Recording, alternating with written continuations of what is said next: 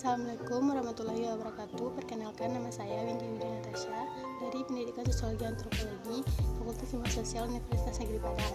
Pada video kali ini saya ingin mempresentasikan tugas pertemuan kedua pengantar coding dengan dosen pengampu Bapak Igi Permana, STMT. Materi kali ini adalah rangkuman materi dari slide 1 dan slide 2. Materi pertama yaitu sistem komputer. Beberapa para ahli sudah mendefinisikan komputer itu apa. Intinya, definisi komputer tersebut adalah komputer adalah alat yang dipakai untuk mengolah data menurut prosedur yang dirumuskan yang mampu melakukan tugas seperti menerima input, memproses input, menyimpan perintah dan hasil pengolahan, menyediakan output secara otomatis, dan instruksi program tersimpan di memori. Fungsional komputer pada saat ini adalah 1. Komputer menjadi alat bantu administrasi. 2. Komputer menjadi alat bantu komunikasi, menjadi alat bantu multimedia, menjadi alat bantu penganalisis sistem industri, menjadi alat bantu produksi entertainment, menjadi alat bantu pemeriksa kesehatan, menjadi alat bantu kendali perang, dan etc. Sistem komputer. Komputer dapat digunakan untuk mengolah data, maka harus berbentuk satu sistem yang disebut dengan sistem komputer. Arsitektur komputer. 1. Input dan output merupakan bagian dari komputer untuk menerima data maupun mengeluarkan atau menempelkan data setelah diproses oleh prosesor. 2. Control bus merupakan penghubung bagi keseluruhan komponen komputer dalam menjalankan tugas. 3. CPU bertugas untuk menjalankan program-program yang disimpan dari sistem bilangan di komputer. Sistem bilangan komputer adalah teknik untuk mewakili angka dalam arsitektur sistem komputer. 1. Bilangan desimal hanya memiliki 10 digit dari 0 sampai 9. 2. Bilangan biner. Biner adalah bahasa mesin, berarti bahasa mesin memiliki biner atau 2 nilai. 3. Bilangan oktal hanya memiliki 8 digit dari 0 hingga 7. 4. Bilangan heksadesimal memiliki 16 dengan nilai alfanumerik dari 0 hingga 9 dan AKF.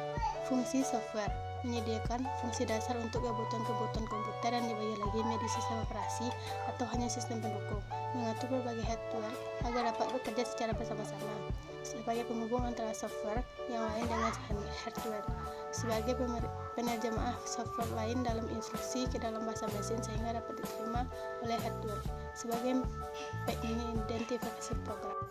Perangkat lunak sistem dan perangkat lunak aplikasi. Perangkat lunak sistem diantaranya adalah bahasa pemrograman, sistem operasi, dan utility. Perangkat lunak aplikasi diantaranya perangkat lunak perusahaan, perangkat lunak infrastruktur perusahaan, perangkat lunak informasi kerja, perangkat lunak pendidikan, perangkat lunak pengembang media, perangkat lunak rekayasa produk, dan etc. Baiklah, pada materi kedua yaitu sistem komputer dan pengantar pemrograman. Konsep dasar program komputer adalah bahasa pemrograman komputer adalah instruksi standar untuk memerintah komputer yang merupakan suatu himpunan dari aturan sintak dan semantik yang dipakai untuk mendefinisikan program komputer. Generasi bahasa pemrograman dan proses pembuatan program.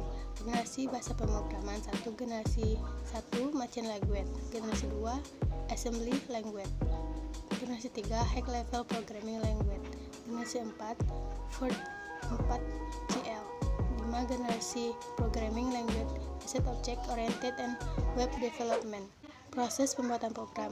1. Kompilasi. Kompilasi adalah proses yang memfasilitasi komunikasi antara programmer dan komputer, mengkompilasi bahasa programmer. 2.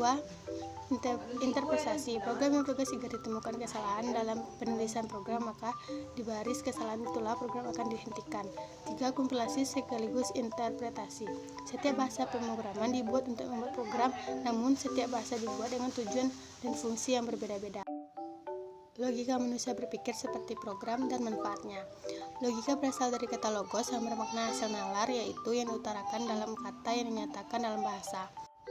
Cara menuliskan algoritma. 1. Menggunakan pseudokode. Pseudokode adalah deskripsi dari algoritma pemrograman komputer yang menggunakan konvensi struktural dari satu bahasa pemrograman dan ditujukan agar dapat dibaca oleh manusia dan bukan oleh mesin. 2. Menggunakan flowchart. Flowchart adalah suatu bagan dengan simbol-simbol tertentu yang menggambarkan untuk proses instruksi dengan proses lainnya dalam satu program. Instalasi Dev C++. 1. Memudahkan dalam pembuatan program. 2. Menghemat ukuran program. Baiklah, sekian dari presentasi tugas pertemuan kedua mata kuliah pengantar coding saya. Jika ada salah mohon dimaafkan. Saya akhiri dengan Assalamualaikum warahmatullahi wabarakatuh.